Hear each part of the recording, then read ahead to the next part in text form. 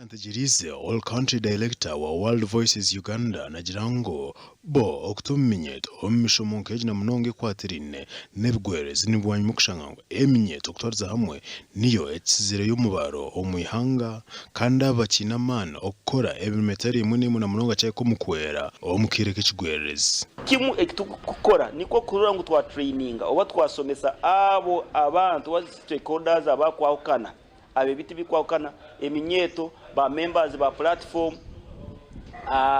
aba madini aba mahule aba district n'abana abandi kurura ngo bakufuna obukugu oni tukwataniza na government of course abukwana training yetu bene tujikora twine aba Red Cross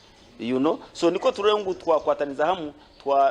twahereza obuhereza obunyakwikire kandi yitwe abasibensi ari nito tukora anje tukwebembere ikintu kintu we want local leadership. If a disaster happens in this area in KAGADI where we are,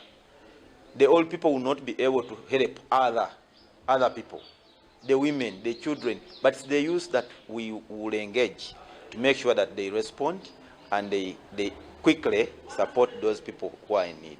Omushomogo gukorirwe Hometown Council ya KAGADI District ni KAGADI. Training twihamo kugira ngo itwe ng'abantu abahansi nitwe tushemeye kuba nticekwatiramu tukatandikana no kutandikira hansi ahari itwe eminyeeto twani twe twatandika ekintu kikatemba ku munonga kikazaba kikuru n'abaana n'abakazi na buri omwe tusaba n'ebitongole bindi na abantu abandi abaine obusobozi na sente kuongera kuteka mu nsinganto obwesigwa